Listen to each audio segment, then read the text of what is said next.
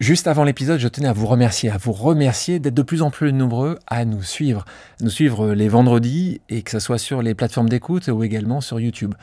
D'ailleurs, en parlant de YouTube, si vous pouvez prendre quelques secondes là, maintenant, tout de suite, pour vous abonner ou liker ou même activer la petite cloche, ce serait vraiment très sympa. Et puis, ça nous permettrait de faire grandir cette communauté et puis également de permettre d'inviter ces personnalités exceptionnelles. Merci. Et maintenant, place à l'épisode. Bonjour à toutes et à tous, je suis Alexandre Mars et vous écoutez Pause, le podcast où on prend le temps. Le temps de comprendre comment rendre l'impossible possible en explorant les parcours exceptionnels de mes invités. Qu'ils soient artistes, chefs d'entreprise, entrepreneurs sportifs ou encore activistes. Résilience, succès, inspiration, ils se dévoilent le temps d'une pause. Soyez les bienvenus. On a énormément entendu parler de mon invité ces dernières années, car il a endossé le rôle ô combien prestigieux de président des Jeux de Paris 2024, qui a été un merveilleux moment d'union et de célébration pour notre pays. Triple champion olympique de canoë-kayak, les exploits il connaît, mais il connaît aussi le travail, les doutes et la résilience que les victoires demandent. Aujourd'hui, le temps d'une pause, il revient sur son parcours unique. En nous livrant les clés de ses succès, il nous amène aussi dans les coulisses des Jeux de Paris. Et on écoute, là je ne peux pas résister à écouter encore quelques secondes de cette musique de dingue. Là tu t'imagines, tu te revois dans le stade là. C'est tellement magique cette parade de Victor Lemann. Ouais, donc, salut, bonjour Tony Bonjour. Stanguet. Comment tu vas? Je vais super bien, je suis content d'être avec toi. Écoute, ravi de te retrouver après cet été quand même assez exceptionnel, assez historique. C'est chouette de pouvoir se replonger un petit peu dans tous ces bons moments. Est-ce que ça te manque qu'on t'appelle moins maintenant Monsieur le Président? Parce que moi qui suis avec toi depuis 10 ans, dans cette aventure quasiment 10 ans, c'était Monsieur le Président Tony Stanguet. Est-ce que ça te manque qu'on t'appelle encore un peu Président? Non, ça me manque pas. Effectivement, cette période de ma vie, ce chapitre de ma vie est en train de se terminer. J'ai été très heureux, très fier d'être le président de l'organisation des Jeux de Paris 2024 et maintenant c'est terminé, donc je redeviens le Tony Estanguet d'avant. On va commencer ça par une lecture. J'ai préparé ça pour toi et j'aimerais bien que tu me lises ça, tu vas comprendre, tu vas te souvenir. Est-ce que tu peux me lire ça? Cet été, la France avait rendez-vous avec l'histoire et elle a répondu présent. Ça y est, j'ai compris. Elle a eu l'audace d'imaginer des choses qui n'avaient jamais été faites. Ces Jeux auront été une rencontre de notre pays avec lui-même, la France qui sourit, la France qui s'aime, la France dont on est fier, la France de tous les records. Qu'est-ce que tu le fais bien. Donc c'était cérémonie de clôture des Jeux paralympiques de Paris 2024. Donc là c'est la 4e cérémonie. Hein. C'est la dernière, ouais. C'est la fin des Jeux.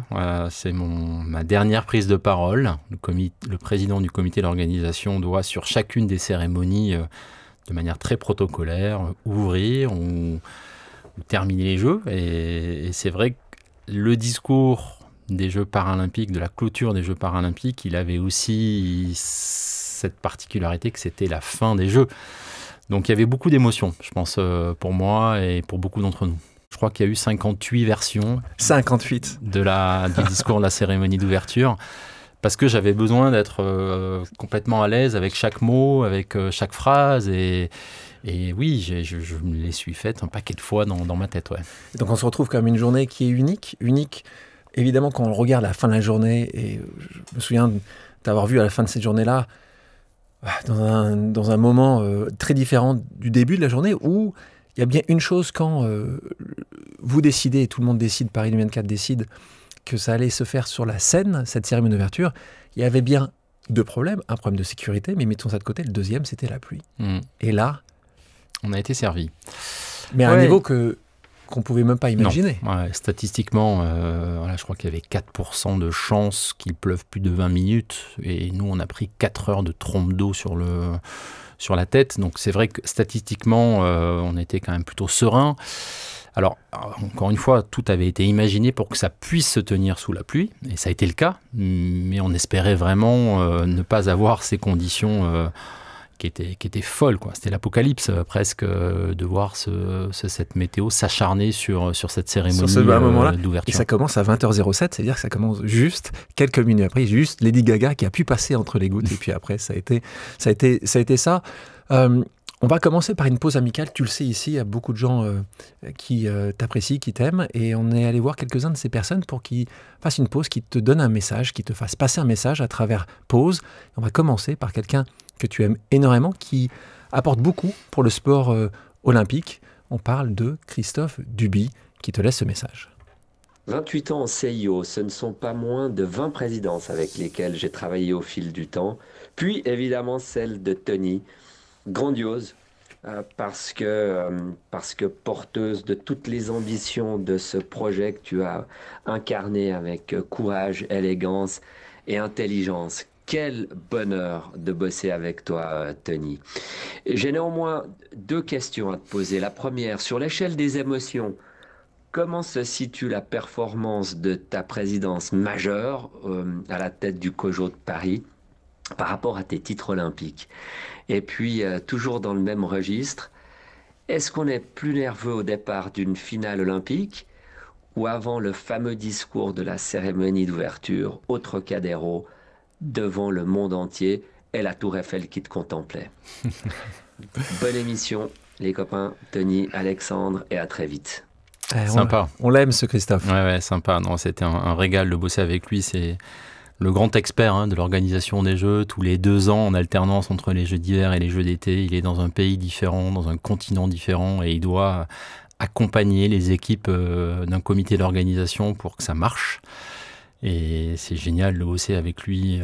Oui, parce qu'on parle souvent du président, Thomas Bach, pendant les Jeux, mais on parle assez moins, en tout cas, du directeur exécutif, celui qui va vraiment travailler qui connaît les embûches, qui connaît les difficultés et la technique, finalement, pour se sortir de tous ces pièges. Alors, ces 2 questions. Alors, les 2 questions. La première,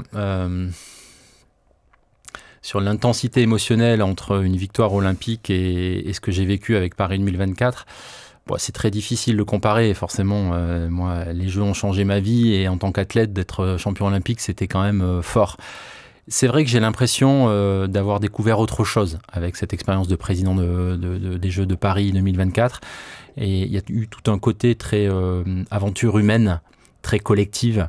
J'ai rencontré des gens extraordinaires, j'ai vécu des moments difficiles, des moments faciles, des moments très forts, presque plus intenses, dans un projet très collectif que j'avais pas vécu quand j'étais athlète. J'étais un peu frustré de ça quand j'étais athlète.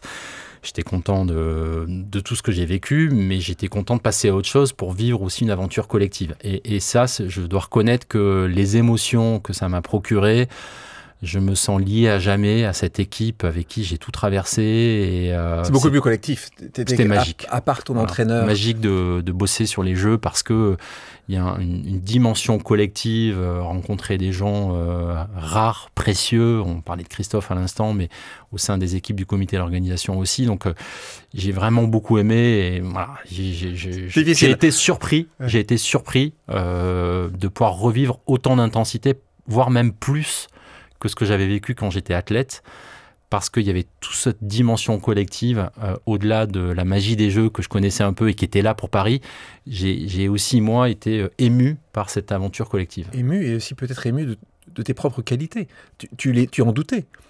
Pour te connaître depuis 10 ans, moi, je voyais ça et je me dis, mais c'est évident. Et toi-même, ce qui est une de tes forces aussi, c'est que tu es parfois aussi un peu dans ce doute de ce que...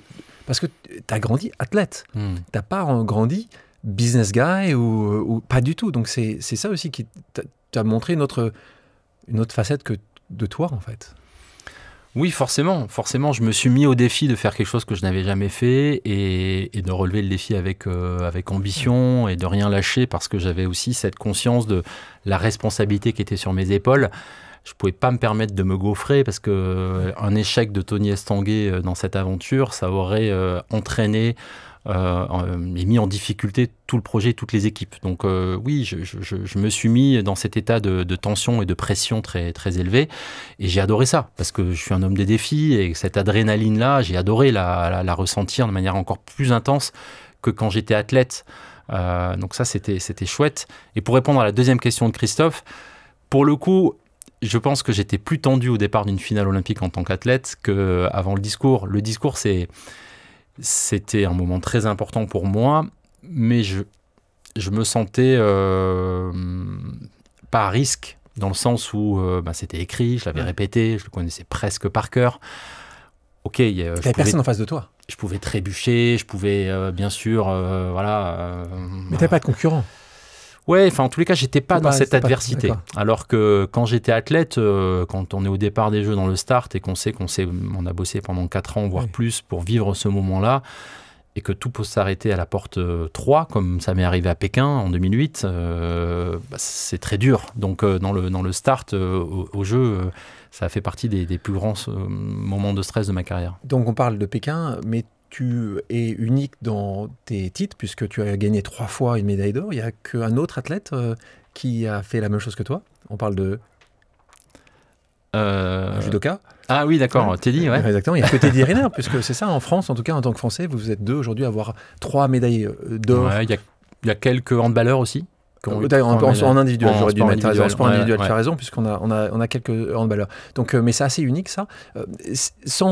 Parce que pour ceux qui veulent en savoir aussi beaucoup plus, on s'était parlé il y a 5 ans de ça.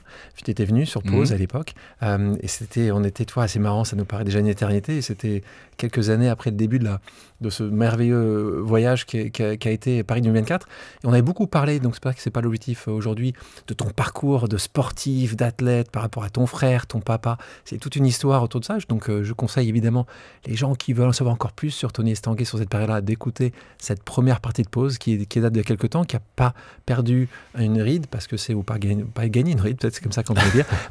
Mais en revanche, une question. Qu'est-ce que tu aurais fait? Parce qu'aujourd'hui, je te vois et je t'ai vu travailler collectivement à faire ce magnifique projet. Qu'est-ce que tu aurais fait si tu n'avais pas été athlète, toi? C'était quoi l'autre option quand tu as 14 ans et que tu vas te mettre dans la rivière plus que les autres, tu vas gagner cette résilience? Qu'est-ce que tu aurais fait si tu n'avais pas été poussé pour faire ça par ta famille? Aucune idée. Je me suis jamais posé la question. Pour moi, il n'y avait qu'une voie possible. Et c'était athlète? J'avais envie de faire les jeux, de gagner les jeux, d'être le meilleur dans mon sport. Tu te souviens de quelle année ça? T'as vu ça? Tu te souviens? Ouais, je pense que j'avais 14-15 ans quand vraiment ça a commencé. Je pense que les Jeux de Barcelone ont beaucoup compté. J'avais 14 ans au moment des Jeux de Barcelone. C'est la première fois que j'allais aux Jeux en tant que spectateur. Pas très loin de chez moi, mes parents nous avaient amenés là-bas. Et je pense qu'il y a eu un déclic de voir cette magie olympique, cette ferveur, cette excellence sportive. Ça m'a un peu transformé et nourri l'envie de tous les jours de m'entraîner un peu plus pour, à mon tour, un jour vivre ça.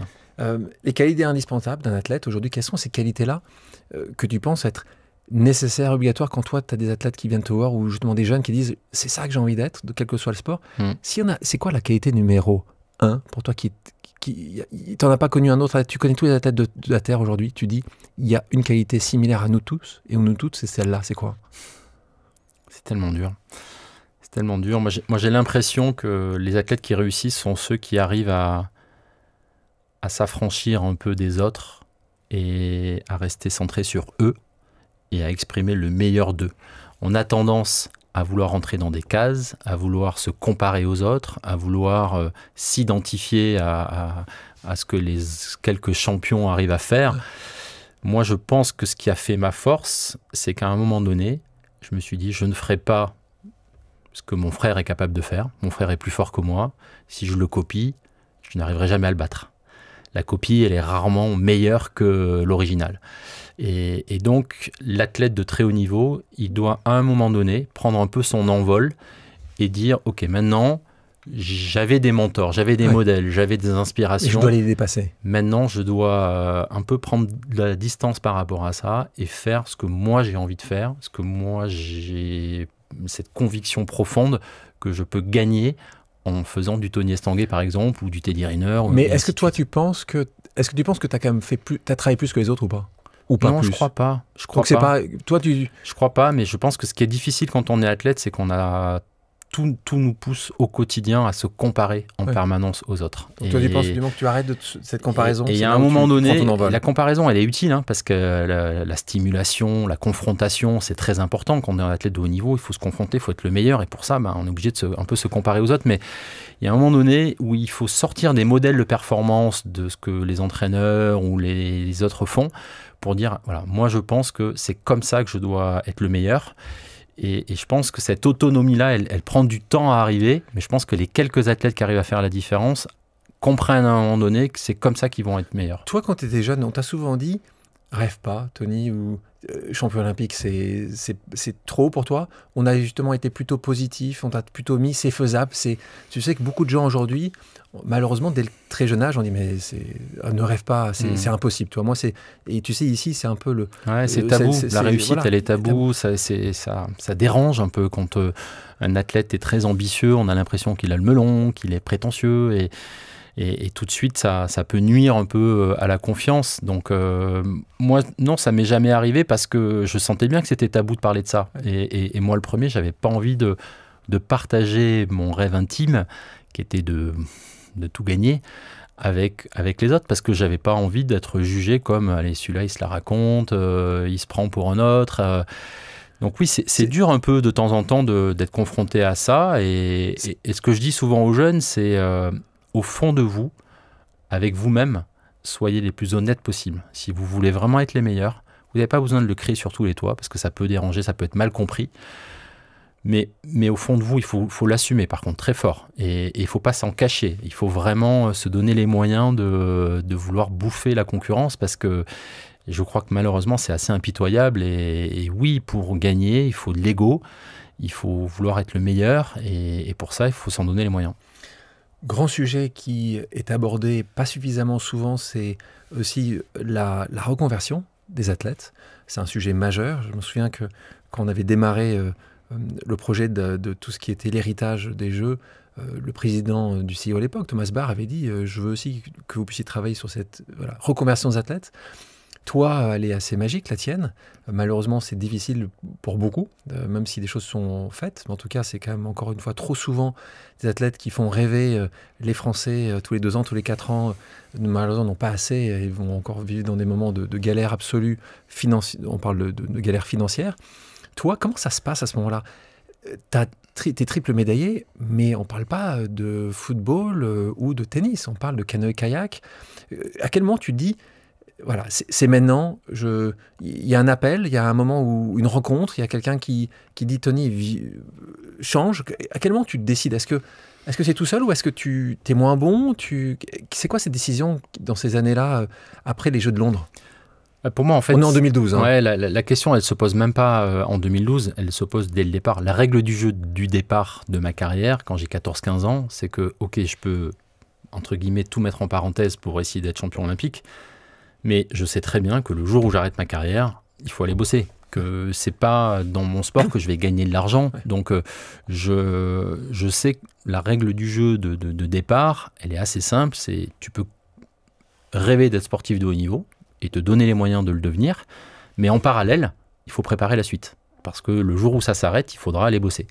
Et du coup, ça m'a aussi beaucoup apporté parce que pendant ma carrière sportive, j'avais cet équilibre permanent où je devais être sportif de haut niveau, mais je devais aussi préparer la suite. Et donc, j'ai continué mes études à mon rythme, mais j'ai passé le professorat de sport pour travailler d'abord dans une fédération, puis j'ai refait un cursus à l'ESSEC, dans une école de commerce, pour continuer à T'avais ça en tête, c'est une petite musique derrière toi. La petite musique était permanente de dire, ok, il faut que tu continues à progresser aussi d'un point de vue académique, parce que un jour viendra, il faudra aller travailler et j'avais envie de ça. Tu avais un mentor à ce moment-là qui te disait, ou toi tu avais vu quelqu'un, tu avais vu un échec justement proche de toi en disant juste c'est pas comme ça que j'ai envie de devenir? Oui, j'étais marqué par ce discours un peu général de dire attention, quand on est sportif de haut niveau, il y a la petite mort, c'est très dur, c'est violent, derrière on retrouve jamais l'adrénaline. Donc ce côté un peu péjoratif, négatif de l'après. Et pourtant, quand je rencontrais des sportifs de haut niveau, moi, j'ai beaucoup échangé à l'époque avec Stéphane Diagana, par exemple, et pour moi, c'était un peu une référence de dire il peut avoir été champion du monde dans sa discipline, et derrière être complètement épanoui dans son projet de reconversion. Donc c'est possible, à moi d'être curieux, à moi de continuer à rencontrer des gens, y compris pendant ma carrière sportive, pour que le moment venu, je puisse plus facilement rebondir, quoi. Alors raconte-nous, parce que c'est ça aussi, c'est qu'on a envie, pour beaucoup de gens qui ne connaissent pas les dessous, comment ça se passe? Là, on va rentrer dans Paris 2024. C'est quoi ton premier contact avec Paris 2024? Qui vient t'en parler? T'en entends parler à droite et à gauche? Comment ça se passe? Première fois, tu dis, il y a quelque chose d'intéressant ici. Alors la première fois que je me dis tiens, il y a quelque chose qui se trame, c'est pendant les Jeux de Londres, quand le président de la République François Hollande a cette déclaration un petit peu, ah tiens, c'est quand même intéressant les Jeux, ce serait quand même formidable qu'un jour la France renoue avec ce destin-là. Bon, étonnant comme sortie, alors que voilà, on venait de la perdre. On sortait de cet échec cuisant de Paris pour 2012, donc bon, il y avait quand même un petit côté, tiens, il dit pas ça par hasard, le président de la République. Donc, mais derrière, il se passe rien de spécial. Et tu essaies de te renseigner à ce moment-là? Tu essaies de non, sans plus, au mais CNOSF, tiens, non. Ça allume quelque chose en disant, tiens, bon, c'est étonnant. Je l'ai vu passer, quoi, en tous les cas, cette déclaration-là. Et puis, un an plus tard, je pense, je croise Bernard Lapassé. Dans le sud-ouest, on prend l'avion ensemble, on va vers Paris. Un autre palois, hein. Voilà, il n'est pas tout à fait palois. T'as raison. Il est plutôt du côté de Louis, à côté de Tarbes. T'as raison. Mais effectivement, on rejoignait Paris depuis le sud-ouest. Et donc là, il me parle de sa volonté de s'impliquer sur le sport français à l'international et potentiellement un projet olympique de nouveau pour la France. Et quelques semaines plus tard, la ministre des Sports, Valérie Fournéron de l'époque, me dit « Bon, toi, tu viens d'arrêter ta carrière sportive, tu es triple champion olympique, tu as du temps, tu as envie de travailler dans le sport. Est-ce que tu accepterais de travailler dans cette petite cellule autour de Bernard Lapassé pour réfléchir à ce que pourrait être un nouveau projet des Jeux pour 2024 ?»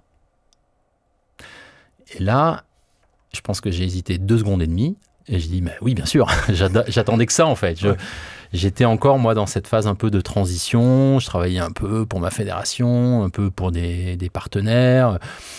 Et là, ce projet olympique, en plus, moi, j'étais membre du CIO à ce moment-là. Je venais d'entrer au CIO. Donc, ça cochait toutes les cases, en fait.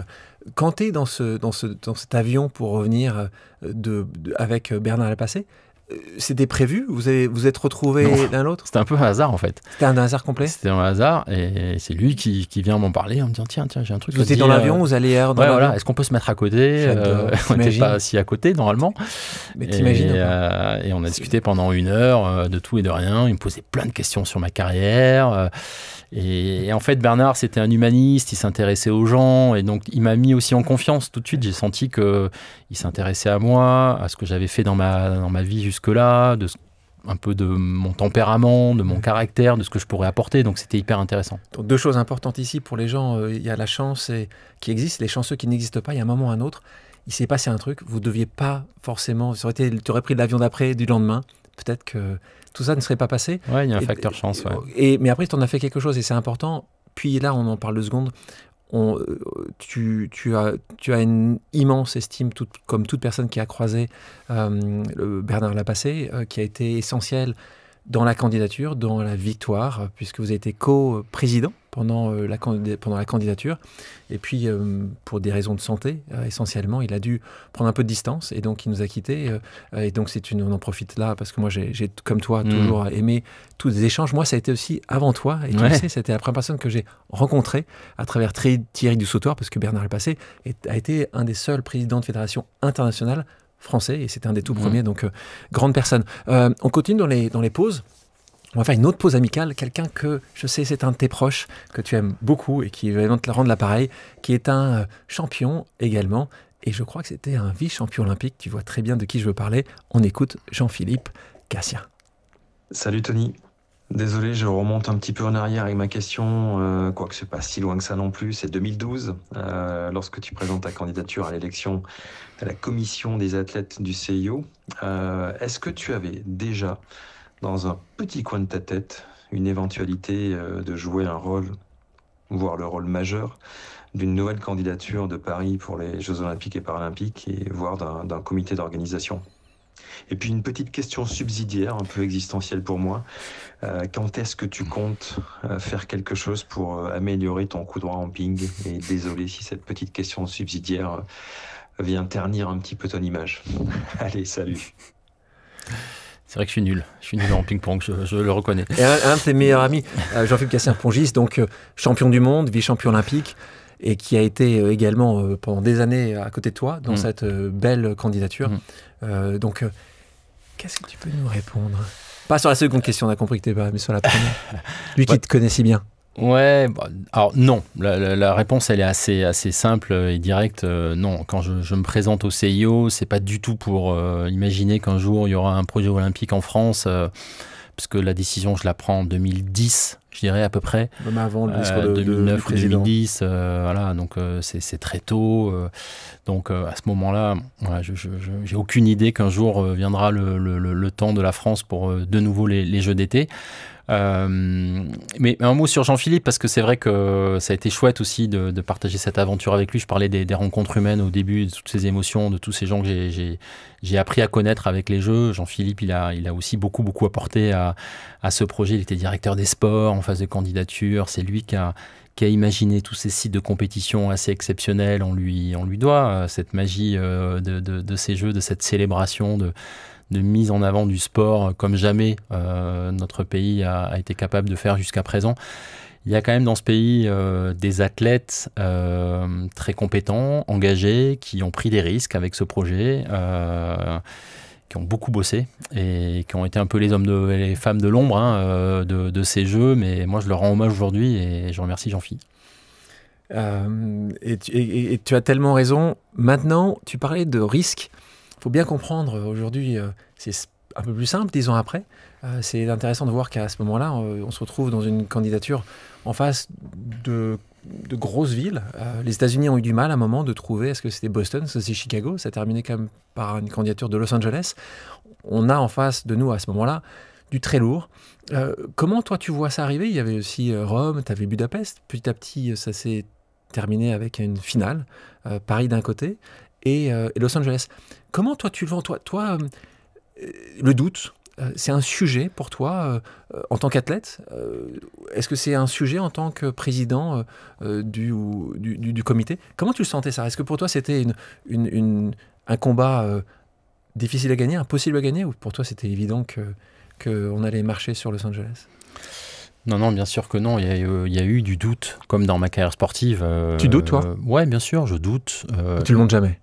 J'essaie de ne pas le montrer, ouais. J'essaie de ne pas le montrer. Je veux dire que j'ai les antennes complètement ouvertes pour être à l'affût de ce que je ressens et des signaux que je vois aussi autour de moi. Et donc des inquiétudes et des doutes. Mais mon travail à Paris 2024, c'était de faire en sorte de répondre à ce doute-là et de le gérer pour effectivement apporter de la sérénité face aux doutes et surtout des solutions pour qu'on arrive à passer, parce qu'il n'y a pas de magie non plus, de miracle. Si ça marche, c'est parce qu'il y a des hommes et des femmes qui arrivent à trouver des solutions pour que ça fonctionne. Donc oui, il y a eu du doute, y compris pendant la phase de candidature, parce qu'on était en face de gens solides et que la France avait déjà perdu échoué. Trois fois. Hein. Donc bien sûr qu'on n'y est pas allé du tout en nous disant que cette fois-ci, ça ne pouvait pas nous échapper et on était conscient des risques, mais aussi conscient, de manière très objective, qu'on avait de réelles chances. Et que si on était bon, si on était concentré, si on faisait ce qu'on était capable de faire, il n'y a aucune raison que ça nous échappe. Un peu comme quand on est sportif de haut niveau. Vous êtes dans le start, vous ne maîtrisez pas tous les paramètres. Vous pouvez avoir un adversaire qui sort un truc extraordinaire. Mais globalement, moi, quand j'étais dans le start des Jeux, à chaque fois, je savais que je pouvais gagner. Et donc, c'est ça qui est important. C'est de réussir à évaluer de manière assez objective ses chances de succès et se donner les moyens de réussir, quoi. Là, on va se retrouver rapidement en 2017. 2017, c'est l'année de sélection, donc de vote. Et à ce moment-là, en juin, on se retrouve sur cette journée olympique et il y a vraiment deux projets différents. Comment toi, tu les analyses, ces deux projets? Parce que le projet de Paris, il est représenté par le mot clé ou la phrase clé qui était fait pour partager. Donc, c'était quand nos amis américains avaient suivre le soleil, parce que c'était vraiment ça, Follow the Sun, et on avait Made for Sharing. C'était les deux. Toi, quand tu vois ça, est-ce que tu te dis, une petite musique derrière toi, c'est gagné? C'est pas ça que le monde aujourd'hui veut, c'est qu'on veut pas avoir suivre un leader potentiel. Nous, on est vraiment dans l'inclusion, nous, on est dans le partage. Est-ce que rapidement, tu t'es dit, on a quand même... Tu t'es dit ça Moi, aussi je me dans disais, ça non, tu je me dis, suis jamais dit que c'était gagné à l'avance. Voilà, j'ai toujours eu un peu cette superstition de vouloir penser que le match il se termine avant la ligne d'arrivée. Donc j'ai toujours fait attention à ça, à jamais me laisser départir de l'action jusqu'au bout. Tant que c'est pas terminé, il faut rester concentré. Mais c'est vrai que ces visions très différentes ne m'ont pas non plus fait peur. On aurait pu se dire, ouais, on est à côté de la plaque, on est loin de leur vision. Non, moi, pour le coup, j'étais très, très aligné avec le projet qu'on portait. Je trouvais que c'était français. Je trouvais que ça nous ressemblait, que ça avait beaucoup de sens. Et je pense que c'était important aussi d'embarquer les gens quand on discutait un peu avec les différents écosystèmes, qu'ils soient politiques, qu'ils soient économiques, qu'ils soient médiatiques. On avait plutôt des retours positifs de notre vision. Donc on y est allé jusqu'au bout. Et c'est pas parce qu'on s'est dit, tiens, les Américains, ils sont beaucoup plus sur la technologie, sur la modernité. Nous, on est beaucoup plus sur l'humain. Peut-être qu'on a raté quelque chose. Non, on est resté concentré sur notre objectif. Le plus grand défi pendant cette candidature-là, c'était quoi le plus grand défi pour toi? De continuer à y croire. Je pense qu'il y a beaucoup de gens qui étaient sceptiques sur les chances des Français à être capables de gagner ce genre de compétition. On les a eu après, parce qu'ils ont continué. Alors, ils sont revenus derrière. Ils sont revenus assez rapidement. Mais effectivement, ça a été, je pense, le même défi en phase de candidature et en phase d'organisation. C'était de résister face à tout cet écosystème un peu de gens qui ne croient pas en grand-chose et qui pensent qu'on n'a aucune chance. Donc, on avait de réelles chances et on a bien fait d'y croire. On va avancer. Ces années, moments fabuleux, évidemment. Je voulais te donner quelques chiffres parce que c'est plus de 12 millions de billets vendus. Tu me dis si tu as les chiffres exacts. Tu as plus de 40 000 volontaires, des records du monde d'audience partout, mais pas uniquement à la télévision, mais également dans les stades, puisqu'il n'y a jamais eu autant de personnes qui ont vu un match de rugby féminin, il n'y a jamais eu de personnes qui ont vu un match de handball féminin, tout ça. C'est des chiffres intéressants. On a eu, et ça aussi c'était assez génial, ce marathon pour tous, qui a été aussi une innovation, c'est de montrer que c'était possible, puisqu'il y a eu plus de 35 000 personnes qui ont couru. Et puis tu as ce 1,5 milliard, 1,5 milliard de personnes qui ont vu cette cérémonie d'ouverture magique. S'il y avait un chiffre, toi, que tu ressort en disant, il y a un chiffre qui me fait plus plaisir que d'autres. Il n'y en aurait un de tout ça, de tous ces chiffres qui, et on l'a vu dans le dernier conseil d'administration qu'on a eu ensemble, il n'y en avait pas un qui arrivait et chaque fois que tu citais un chiffre, on avait encore plus la banane. Il y en a un, toi, qui sort en disant, ce chiffre-là, il me fait plus plaisir que d'autres. Comme tu le disais si bien, je pense que c'est difficile parce que ça a été quand même les jeux un peu de tous les records. Enfin, c'est le CIO qui le dit. Et des premières fois. Des premières fois, on a montré que la France était capable d'innover, de faire des jeux différents, des jeux avec effectivement une première cérémonie en ville, des sites de compétition absolument uniques, et puis des records de nombre de spectateurs, de nombre de téléspectateurs, le premier marathon pour tous. Donc voilà, tout ça fait que nous, on est relativement fiers de tous ces chiffres-là, les premiers jeux paritaires, on a un engagement très fort sur l'écologie aussi, qu'on a tenu jusqu'au bout. Donc voilà, il y a beaucoup de satisfaction. Et quand même des jeux où le sport, je trouve, a pris toute sa place. Parce qu'à la fin, tout ça doit s'effacer pour que les athlètes prennent la lumière. Et on a eu des jeux, d'un point de vue sportif, qui ont été absolument incroyables, d'un niveau sportif, moi, qui m'a impressionné. J'ai eu la chance d'aller voir beaucoup d'épreuves. C'était dingo, le niveau de sport et de voir ces émotions sportives, ça reste ça, les jeux. C'est d'abord du sport quand même. On a tendance à l'oublier des fois, mais il y a eu, je crois, 128 records olympiques qui ont été battus pendant ces jeux. Le niveau sportif, il est remarquable. On parlait de cette cérémonie d'ouverture unique. On se souvient des larmes de Thomas Joly. Donc Thomas Joly et Thierry Reboul qui ont travaillé sur cette cérémonie d'ouverture. Iconique, évidemment. S'il y avait un tableau, toi, que tu as préféré de tous les tableaux, c'est lequel? Me dis pas Bon, tous, hein, mais ouais. un que tu dis... Déjà, comme tu le disais, je ne sais pas si les auditeurs le savent, mais en fait, nous, la cérémonie, la difficulté, c'est qu'on n'avait pas une cérémonie, mais on avait presque 12 cérémonies. Ce sont 12 tableaux. Il y avait 12 tableaux à organiser sur 6 km de long, avec à chaque fois des moyens spécifiques pour qu'il y ait des spectateurs, pour qu'il y ait des capacités de production, de la sécurité. Sans répétition. Et sans répétition. Donc c'était vraiment le gros défi dans le défi, c'était de réussir cette cérémonie d'ouverture très très révélatrice finalement de l'audace à la française, de ces jeux qui se voulaient différents, un peu révolutionnaires. On a beaucoup utilisé ce mot, à la fois spectaculaire, durable, mais surtout dans l'état d'esprit, c'était différent. Et moi, c'est vraiment ça qui m'a le plus bluffé. J'ai beaucoup aimé le tableau synchronicité qui était avec plusieurs centaines de danseurs qui étaient dans l'eau, dans des conditions folles, une superbe musique de Victor Lehmann qui était vraiment composée pour cette cérémonie seulement, parce que c'était, voilà, je trouve que c'était très beau et j'ai beaucoup aimé ce tableau-là, mais globalement, ce que j'ai aimé, c'est quand même ce narratif où pendant 4 heures, on a changé la manière de présenter les pays, d'intégrer le spectacle, de complètement chambouler les codes pour faire quelque chose d'unique. Comment, parce qu'il y avait un sujet de secret porté aussi qui était compliqué, comment vous avez réussi assez bien à garder, il y a des gens qui disaient on sait qui va parler, moi j'entendais souvent ça, on sait que, paraît-il que, comment tu as réussi à quand même garder un certain secret autour de cette belle cérémonie? Ça a été compliqué, tu as vraiment toi instauré ça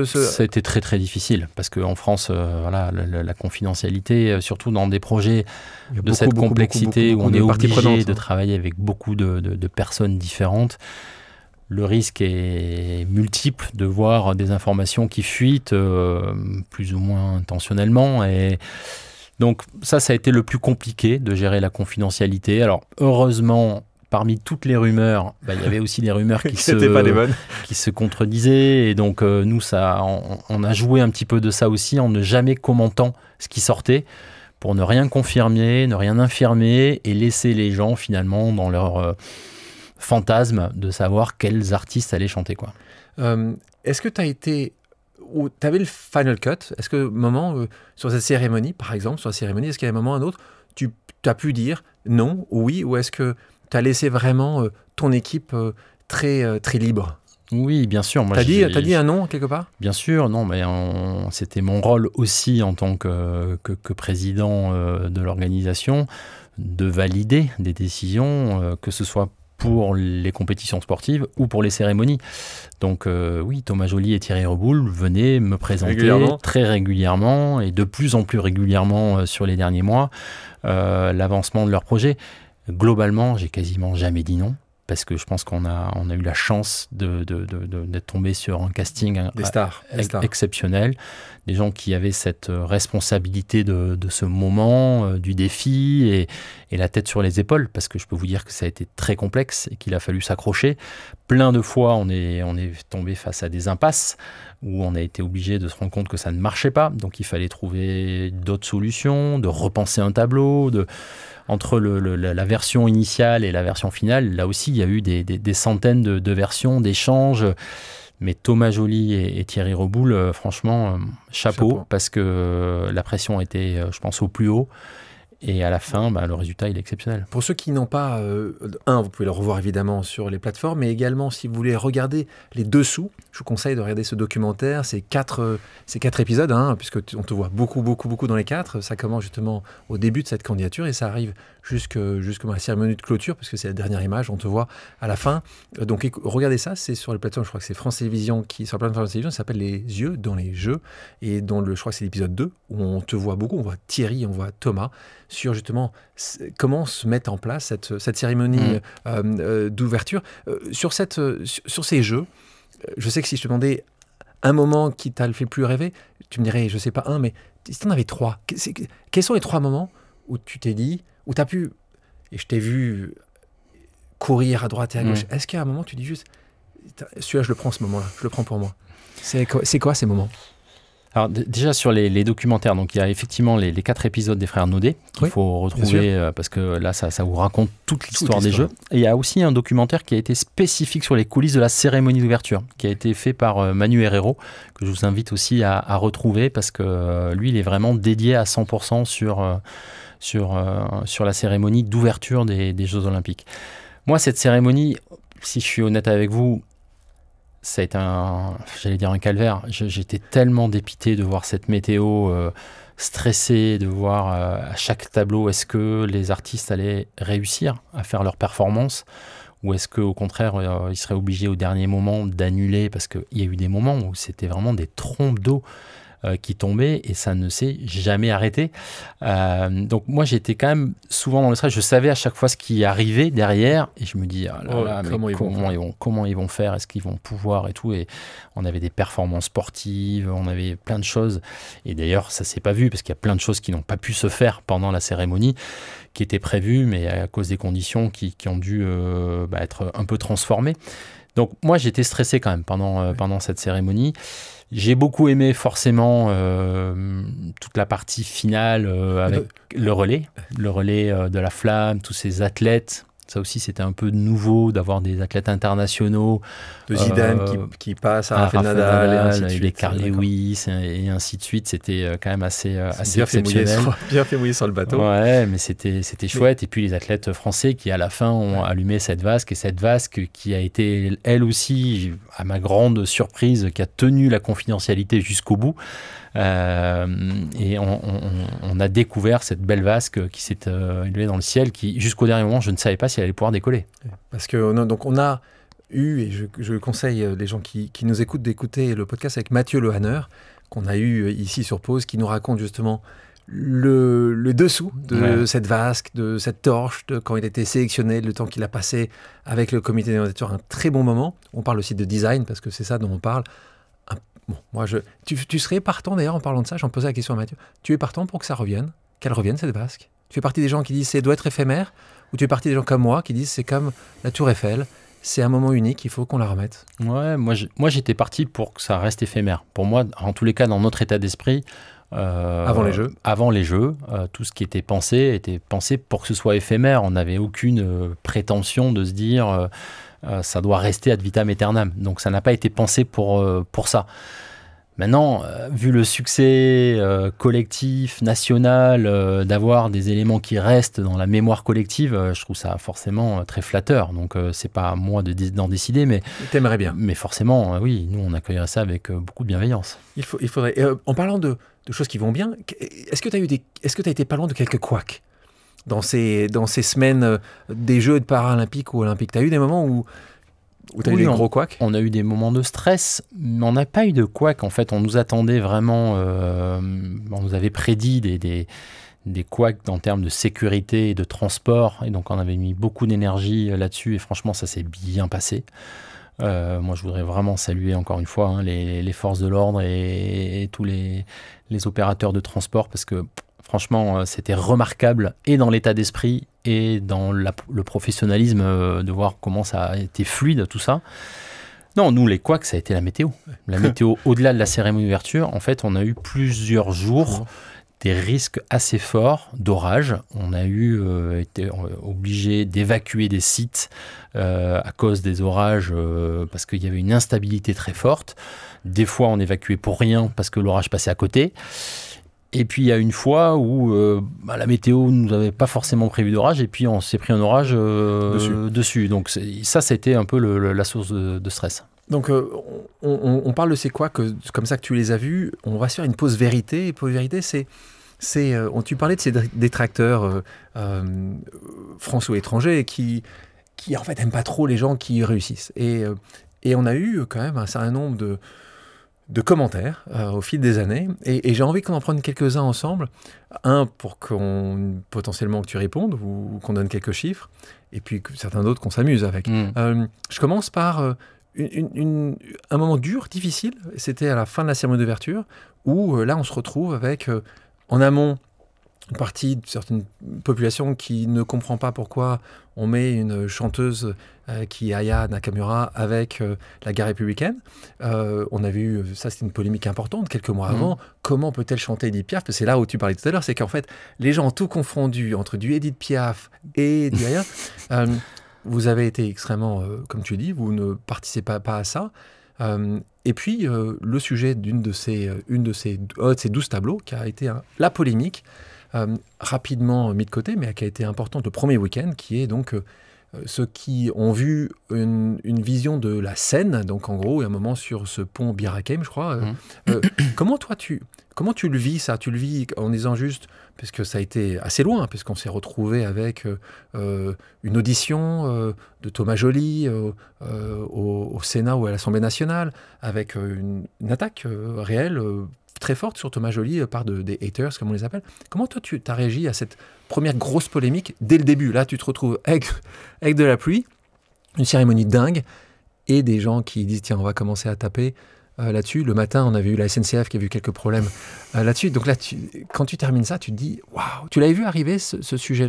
Tu l'avais vu, parce que Aya, tu l'avais vu, mais la scène, enfin, cette partie-là, ce tableau-là, tu l'avais vu arriver, toi? Non, on l'a pas vu arriver, parce que il n'y avait pas lieu d'être, en fait. C'était pas du tout l'intention artistique, et je pense qu'en direct, quasiment personne ne l'a vu. C'est certains qui ont alimenté derrière la polémique, et c'est comme ça que toutes les polémiques commence et ça monte très vite parce qu'on est dans un système médiatique où on se nourrit d'abord des polémiques et des critiques.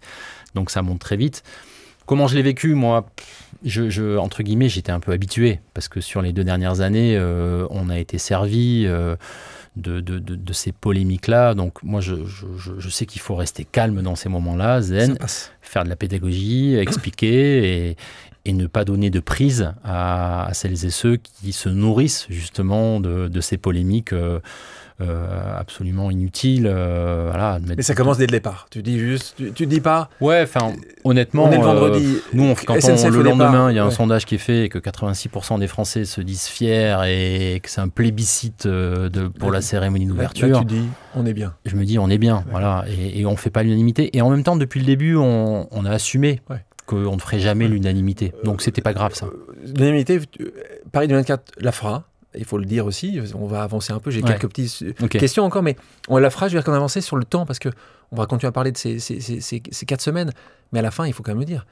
Rappelle-moi le pourcentage des Français qui sont 86. fiers. 86%.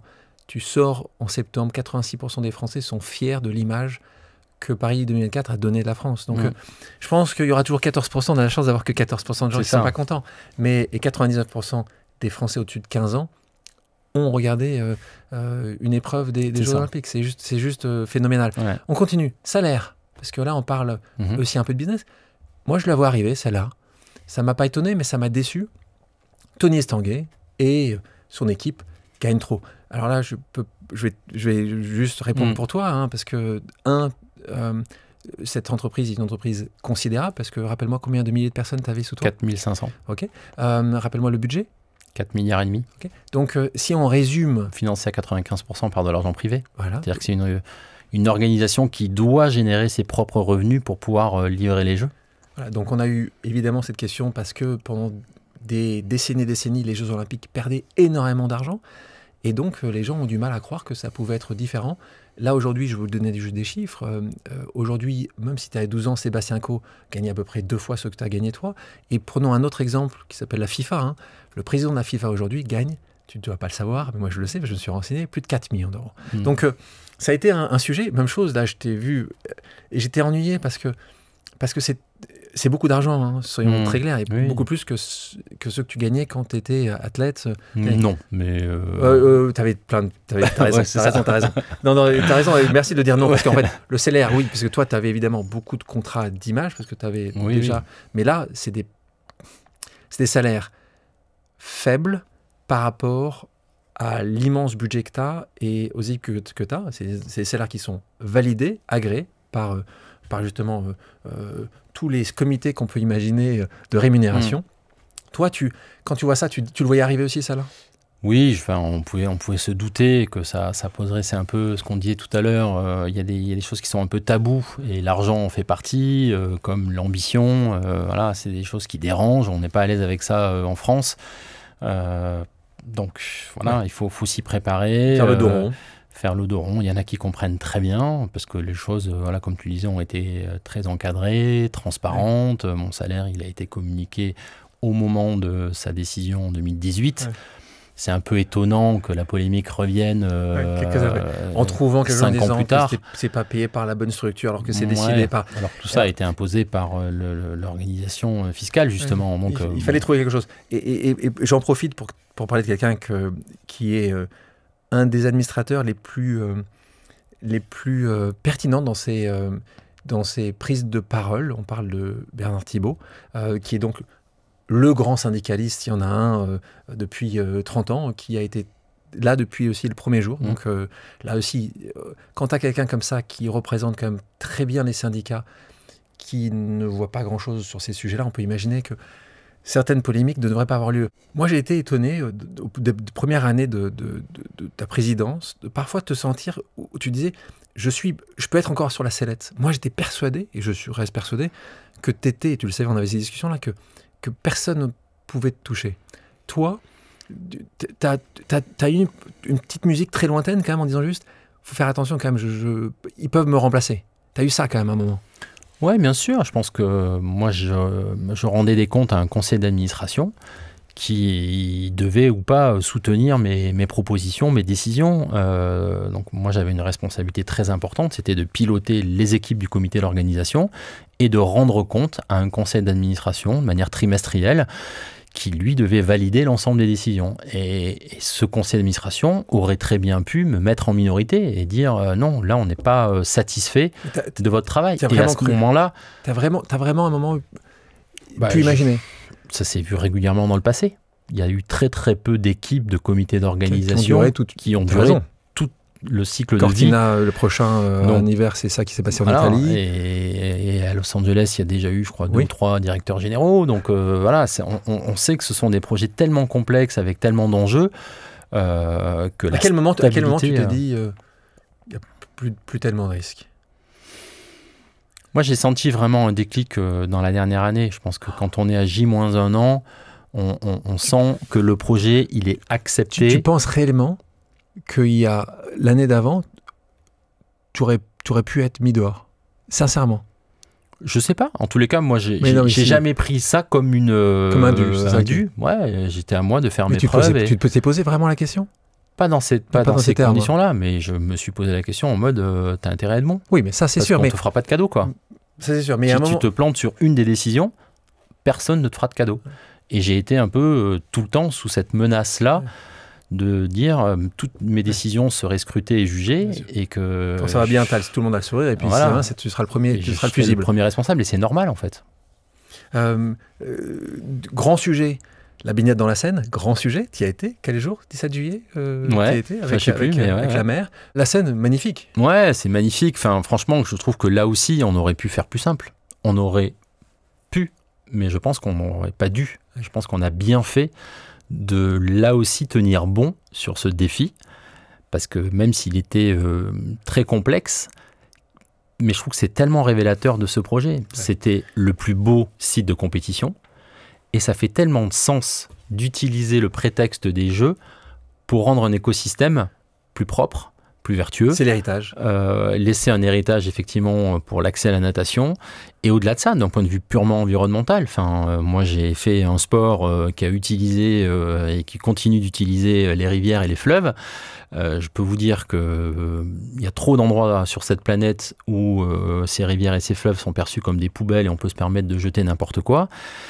Et c'est fort de se dire qu'on a cette conscience aussi écologique de dire non, ces fleuves-là, on se doit de les préserver, de les respecter et donc de les dépolluer quand ils ne respectent pas juste le cadre législatif, parce qu'il y a une loi sur l'eau qui existe et malheureusement, elle n'est pas toujours appliquée. Donc on avait ce défi et moi je suis fier que les acteurs de Paris 2024 aient relevé ce défi. Alors certes, on a un peu tremblé jusqu'au bout parce qu'on n'a pas été épargné non plus avec la météo. Bien sûr.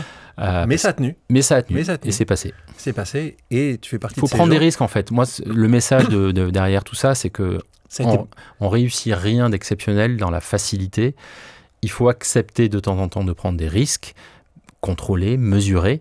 Mais si c'était facile, les autres l'auraient fait. Et non, ce qu'on a fait n'était pas facile. Mais voilà, on s'est donné les moyens d'y arriver. Dernière petite polémique.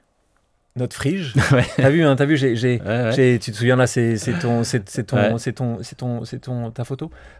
Frige, petite polémique, Frige.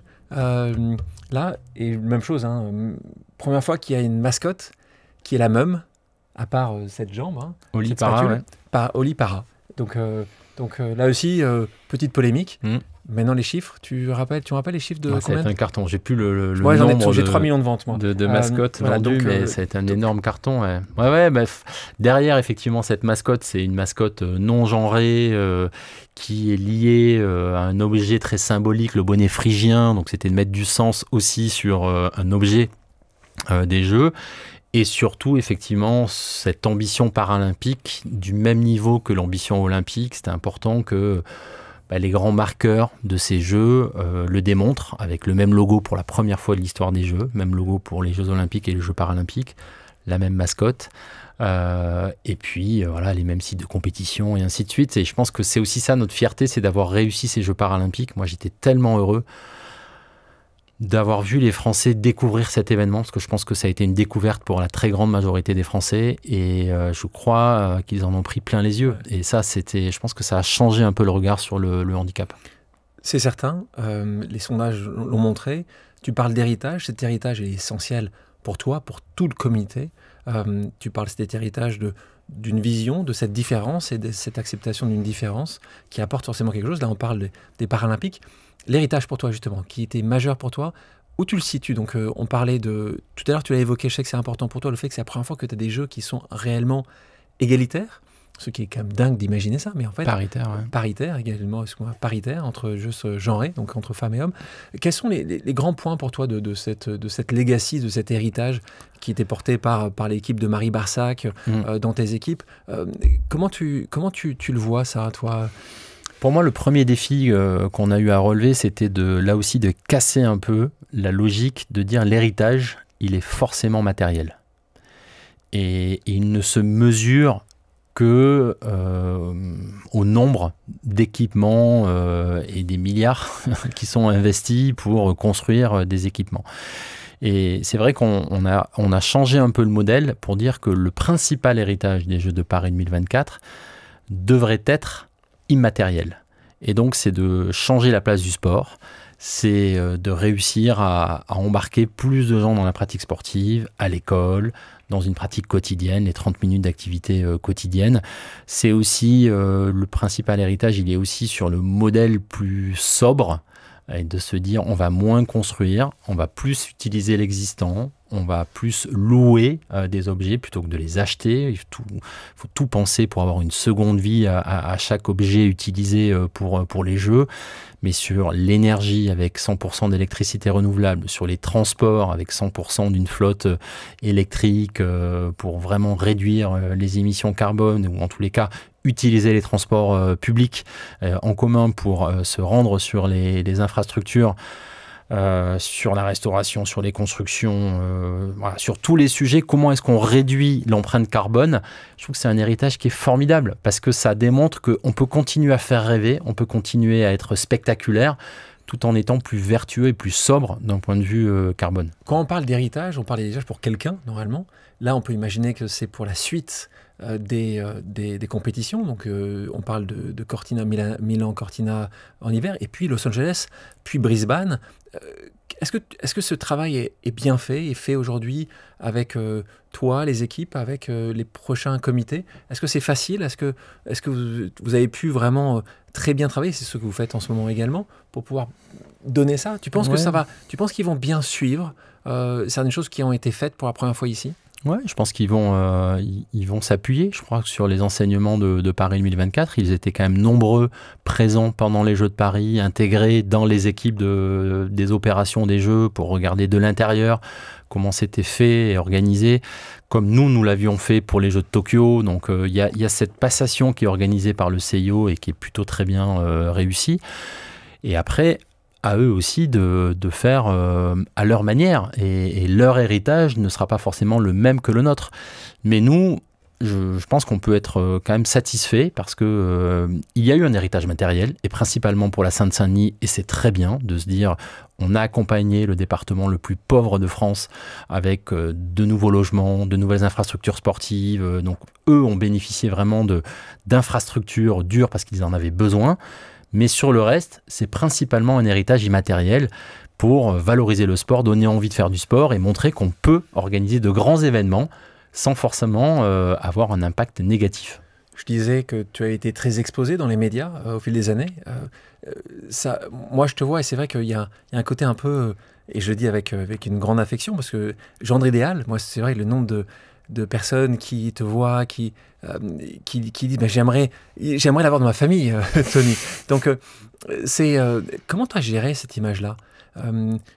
Comment tu la gères? Est-ce que c'est différent du moment où tu étais athlète? Comment tu l'as géré? C'est quand même beaucoup d'expositions. Ça a été crescendo. Comment tu l'as géré, cette exposition au quotidien? Moi, j'ai essayé de prendre du recul par rapport à tout ça. Donc, de lire très peu de choses sur moi, de ne pas relire les interviews, de pas me revoir dans les émissions, de rester loin de tout ça pour rester le plus possible, rester moi en fait, et ne pas être trop influencé. Parce que là, tu décris un tableau très positif. Il y a aussi beaucoup de critiques et beaucoup de gens qui critiquent de manière très violente.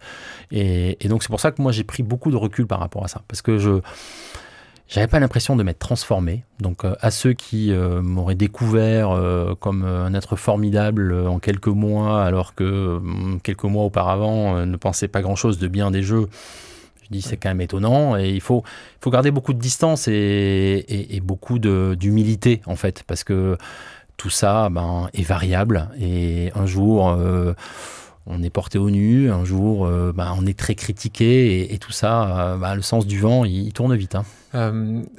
Toi, tu as grandi du côté de Pau avec un nom qui était assez marqué, en tout cas parce que ton papa était un champion. Donc tu as vécu dans une ombre existante. Toi, tu as 3 enfants, Léandre, Gabin, Titouan. Là, c'est pas juste à Pau. Le nom Estanguet, il est national. Quand tes enfants vont à l'école, parce qu'il y en a qui font évidemment du canoë. Comment tu gères comment tu leur en parles? Est-ce que c'est facile? Est-ce que tu partages toi ce que tu as vécu? Est-ce qu'ils ont évidemment une pression forte? Ils vont pas changer de nom de famille pour autant. Comment tu fais alors? Ça, c'est difficile. Pour le coup, je trouve que moi, je m'étais pas trop préparé à ça. Autant, quand on prend des remarques et des critiques sur soi, on les accepte, on se crée une carapace, on prend du recul, c'est pas agréable toujours, mais ça faisait partie du jeu. Je savais, j'avais vu un peu mes prédécesseurs, je savais à quoi m'attendre et à quoi j'étais exposé. Pour les proches, je trouve que c'est beaucoup plus difficile, notamment pour les enfants, parce que ils sont jeunes, ils sont pas préparés à ça, et tout le monde leur parle de moi, et donc je pense que c'est pas évident. Donc comment je fais? 3 garçons, 3 garçons, j'essaie d'en parler avec eux, j'essaie de relativiser beaucoup de choses, de pas donner trop d'importance à ça. On parle rarement des Jeux, j'essaie vraiment de parler de leurs activités, parce que forcément, ils entendent parler de moi beaucoup, donc ils ont envie de me poser des questions sur ça, et moi j'essaie de revenir en permanence sur eux, leur centre d'intérêt. T'as peut-être un futur champion olympique. Et relativiser, mais tu vois, ça c'est terrible en fait, parce que tout le monde pense à ça, et tout le monde... Tu aurais dû les mettre ailleurs que faire du canoë-kayak. Moi, je les ai mis nulle part. Ils ne voulaient pas non plus les empêcher, tu vois, et heureusement, j'en ai un sur les 3 qui a choisi un autre sport. Mais, t'en as quand même 2. Mais au début, j'en avais qu'un, et puis le deuxième, finalement, a changé d'avis, et il s'est mis aussi au kayak. Donc, je voulais pas non plus les empêcher de faire ce sport-là. Mais ils se mettent tout de suite une grosse pression. Mais du coup, c'est difficile à gérer, parce que tout le monde les ramène, finalement, à moi et à leur père. Ouais, sauf que c'était dans une autre dimension. T'avais pas les réseaux sociaux, t'avais exactement. pas les... Mais aujourd'hui, c'est un peu t'avais un plus, papa champion de France. Donc, quand même... faut prendre là aussi beaucoup de distance. J'espère qu'ils font d'abord ce sport parce qu'ils aiment ce sport et qu'ils se régalent et pas pour me faire plaisir. Et j'essaierai aussi quand même de les accompagner le plus longtemps possible. Hein. Et on parlait tout à l'heure justement de cette carapace. À un moment, moi, je le vois, hein, je te connais depuis 10 ans, on est proches, c'est toi qui m'as remis ma Légion d'honneur. Donc, tu vois, j'ai pas demandé au premier passant. Donc, et c'est vrai que j'ai toujours vu chez toi cette distance, ce côté très pudique qui... Et tu vois, j'essaie de comprendre parfois. En fait, je me suis toujours dit, tu as ce côté-là où tu gardes énormément d'émotions pour toi. C'est pas uniquement des EDL, tu es un champion donc des éléments de langage. Quand je te vois parfois répéter quelque chose que tu connais parfaitement, tu es très très bon à ça. Mais c'est vrai que parfois, je me dis, tiens, tu me les as rarement montré, tes failles. J'essaie de parler le moins possible de moi. Enfin, du truc vraiment de toi, quoi. Ouais, mais même, j'aime pas parler de moi. Pourtant, t'as fait quand même que ça. Et j'ai fait beaucoup de Paris 2024. Bien sûr. Voilà. À travers toi. Mon job sur 10 ans, c'était quand même de parler des jeux et pourquoi et de défendre ce projet. Et j'ai adoré ça parce que justement, je parlais pas trop de moi.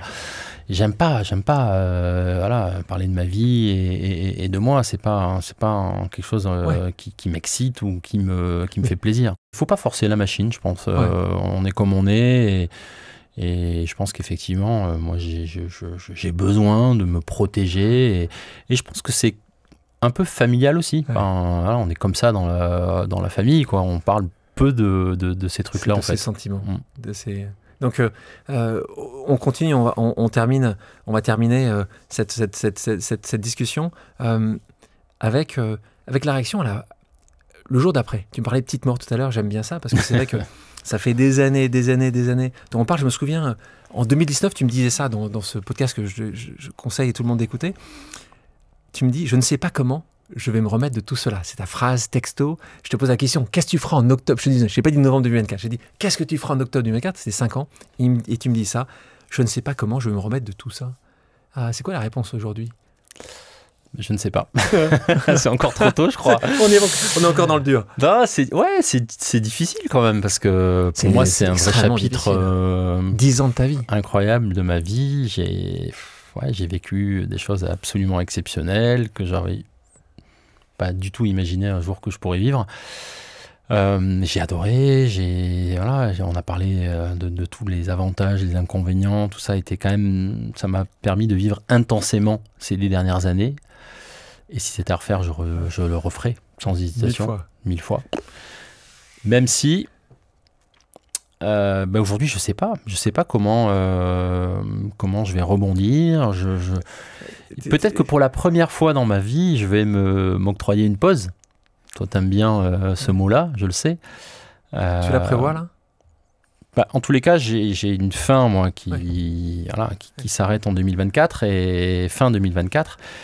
Et je me suis un petit peu obligé, promis même, à moi-même, de ne pas anticiper la suite pour que derrière, ça traîne un peu et ça prenne un peu de temps. J'ai envie de digérer tout ça avant de repartir sur autre chose. J'aime les défis, c'est sûr, mais là, j'ai besoin de souffler un peu.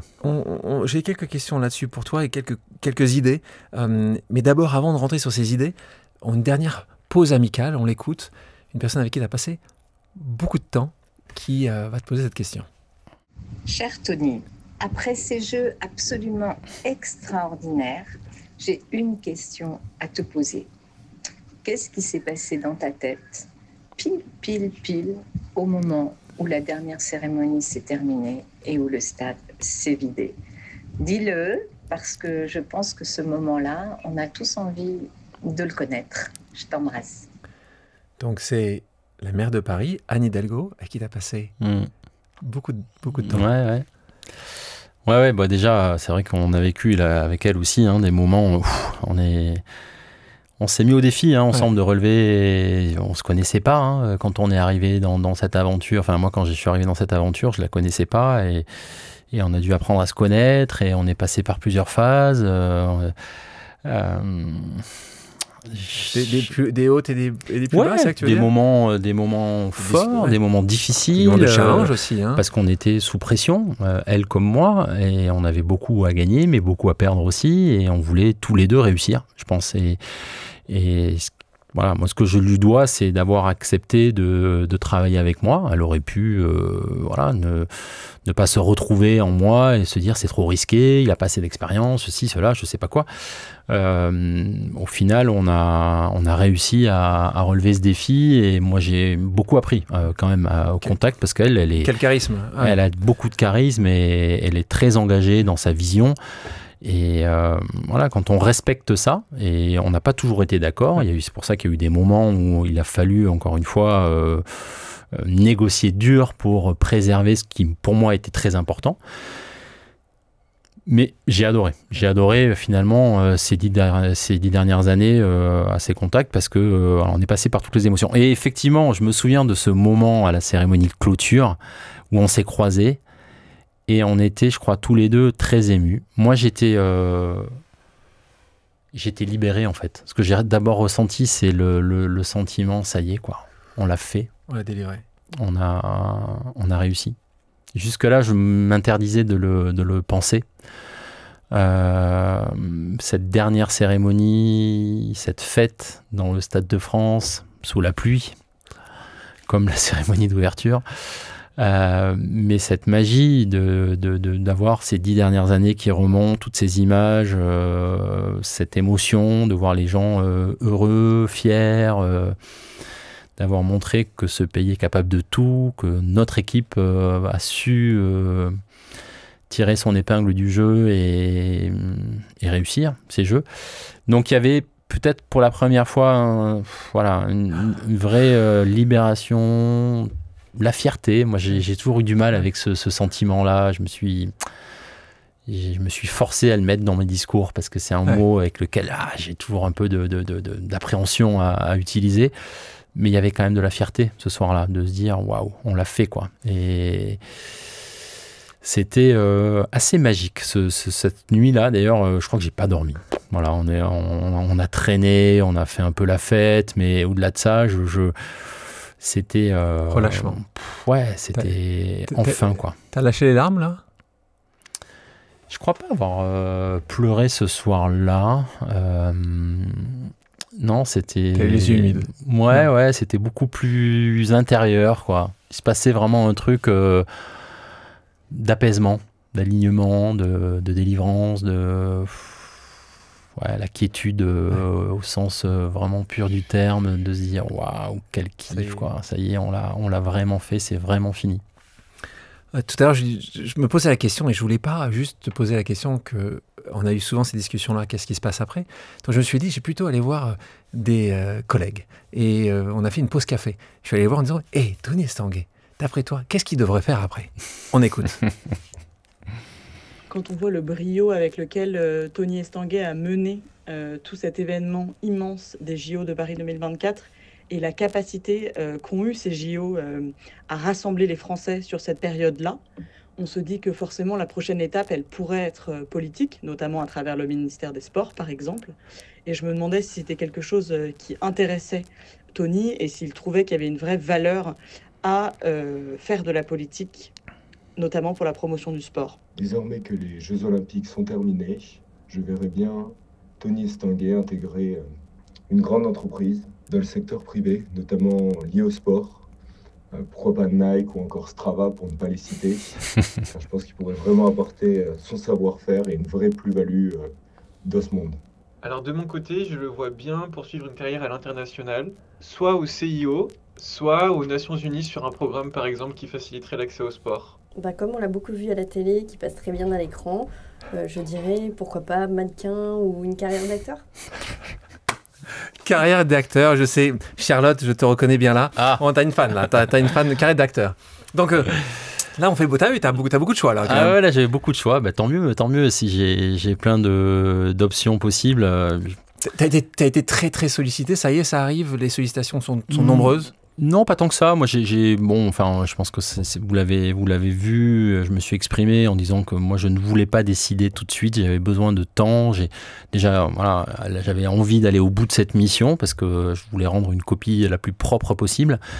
Et puis derrière, ne pas me précipiter. Ouais. Voilà, j'ai vraiment, je ressens ça pour la première fois dans ma vie. Autant jusque-là, dans mes différentes étapes, il y avait toujours un peu le stress de qu'est-ce que je vais devenir, est-ce que je suis capable de faire autre chose, est-ce que, voilà, après une carrière d'athlète, est-ce que je suis capable de me reconvertir. Là, après les jeux, je ressens pas, j'ai besoin au contraire de digérer, d'essayer, parce que je pense qu'il s'est passé beaucoup de choses dans ma vie. Ces dernières années, j'ai beaucoup appris.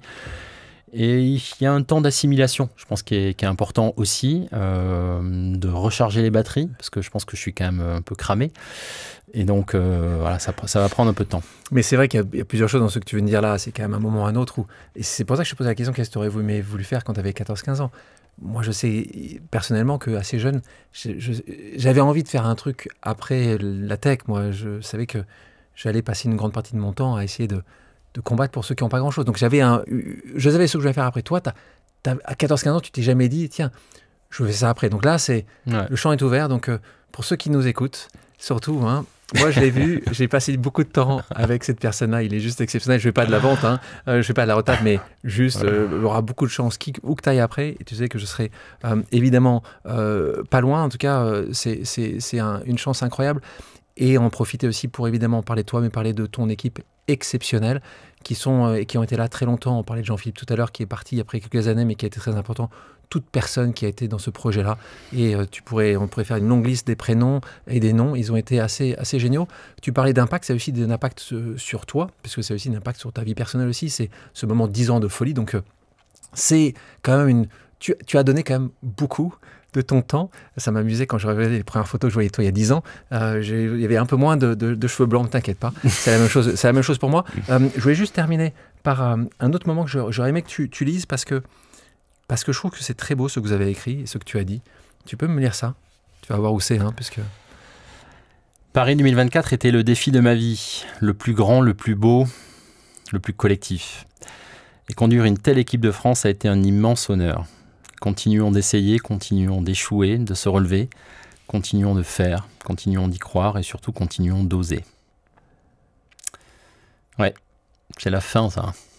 C'est dur ça. Hein. Quand je te regardais, je me suis dit, à quel moment il s'écroule quoi. Ouais, en même temps, c'est la première fois que je parle de moi. Ouais, c'était t'as dit je.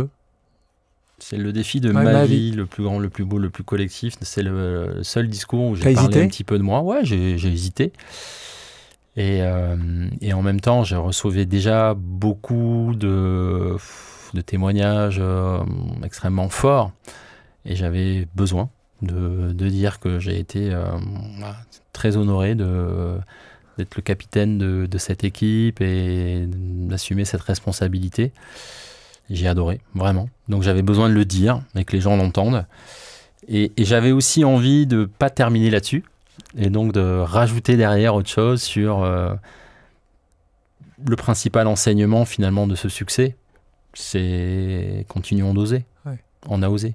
On a osé nous s'engager, on a osé prendre des risques, on a osé montrer l'audace de ce pays pour faire des choses qui n'avaient jamais été faites auparavant, ni en France, ni à l'international. Et je crois que la France est capable de tout. Enfin, on a les meilleurs, quoi. Donc, arrêtons de temps en temps de nous auto-convaincre qu'on est capable de rien, alors qu'on est capable de tout. Et ce pays a montré qu'il était capable de tout. Donc, j'avais quand même envie de réouvrir sur un message qui n'était pas sur moi. Et qui vraiment, moi, m'a bluffé. Voilà. J'ai fait des rencontres sur ces 10 dernières années de gens d'une compétence exceptionnelle, super état d'esprit. Il y a des gens bienveillants, il y a des gens positifs, il y a des gens talentueux. Et on leur doit beaucoup. Donc, voilà, j'avais envie de dire, voilà, il faut continuer d'y croire et de faire. Tony, quand toi tu vas faire cette pause, il y a un endroit sur Terre où tu aimes faire une pause aujourd'hui. C'est un endroit, un petit ruisseau, une grande... Je sais que tu aimes surfer, tu aimes la montagne. Est-ce qu'il y a un endroit plus que d'autres où tu aimes te ressourcer? Bon, je dis souvent, et je le pense, que l'endroit où je me ressource le plus vite, c'est chez moi, c'est dans mes terres natales, et donc c'est dans le sud-ouest de la France, dans le Béarn. Précisément, vas-y, précise-moi quel... Autour de Pau, donc moi j'ai mes habitudes de naviguer sur le Gave de Pau, de pouvoir aller en montagne, dans la vallée d'Ossau, la vallée d'Aspe, voilà, des montagnes que je parcours depuis mon enfance, donc où j'ai des repères, et ça me fait du bien de retrouver ces endroits-là, parce qu'en peu de temps, je me reconnecte à la nature et je prends de l'énergie, ça me fait beaucoup de bien, et donc forcément, c'est l'endroit. Au plus proche des miens aussi. Donc c'est là où... Mais j'aime voyager, et tout à l'heure dans le témoignage, on disait je le verrais bien à l'international. Ça fait partie des options aussi, de pouvoir aller découvrir autre chose ailleurs. Un pays qui te fait rêver, une ville ? Non. J'ai pas réfléchi plus que ça, mais ce que je sais, c'est que j'ai envie de continuer à apprendre. Et donc, si ça passe par aller ailleurs, pourquoi pas ? Je pose souvent cette question-là. Si tu avais envie d'écouter quelqu'un d'autre à ta place pour prendre une pause, ce serait qui que tu... Alexandre, invite-le, parce que j'aimerais bien qu'il nous raconte... sa propre histoire. Sur les jeux ? Ou non, sur ce que tu veux. Quelqu'un, tu dis juste, j'aimerais qu'il vienne me raconter son histoire. Jeu pas jeu, athlète pas athlète. Qui t'aimerais être ? Qui est à côté sur pause ? Pour moi, l'athlète qui m'a quand même beaucoup marqué, c'est Teddy. Et je trouve que cet athlète-là, c'est quand même un monument. Donc je crois qu'on n'a pas encore complètement pris conscience de ce qu'il a fait, en fait. Sa capacité à être un leader charismatique depuis qu'il a 20 ans, et sa capacité à gérer sa carrière et ce qu'il est, en fait, aujourd'hui.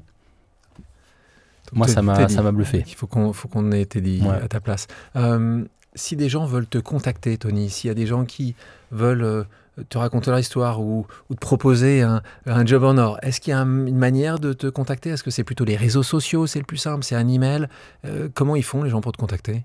Oui, sur les réseaux sociaux, c'est assez simple. Aujourd'hui, je suis sur toutes les plateformes, donc c'est tu les lis de temps en facile. temps, c'est toi, c'est les équipes ? Ouais, alors c'était beaucoup les équipes, puis il n'y a plus d'équipes, donc il va falloir s'y recoller, mais non, je pense que c'est pas très compliqué aujourd'hui de me contacter. Ouais. Tony, merci tellement, merci d'avoir mené... Merci à toi, Alexandre, c'était un régal de partager cette aventure avec toi ces 10 dernières années. C'était dingue. On s'est bien régalé, merci pour tout ce que tu as apporté aussi dès le départ sur cette vision, sur le partage, le sens, la recherche de sens. Je sais que c'est aussi beaucoup ton engagement, donc merci d'avoir consacré autant de temps au succès de ces jeux. Non mais alors là, franchement, c'était un plaisir. Merci d'avoir accepté. J'adore qu'on se remercie l'un à l'autre, mais en tout cas, c'est un bonheur, et toute l'équipe, tu les as mis souvent en avant. Merci à cette équipe. Merci d'avoir démontré ce que tu as dit très justement. Et moi, je fais partie des gens qui poussent et qui montrent que la France, les Françaises et les Français ont tellement de talent. Donc merci d'avoir démontré à un niveau planétaire. Merci Tony. Merci. Merci à toutes et à tous d'avoir pris le temps de faire une pause avec nous. J'espère que l'émission vous a plu, inspiré ou fait réfléchir. Si c'est le cas, je compte sur vous pour le partager avec vos proches, laisser un commentaire et mettre la note de 5 étoiles sur les plateformes d'écoute. Si vous voulez me suggérer des invités ou simplement me faire part de retours, vous pouvez me contacter via LinkedIn en tapant Alexandre Mars ou bien m'écrire à l'adresse suivante, le podcast pause@gmail.com.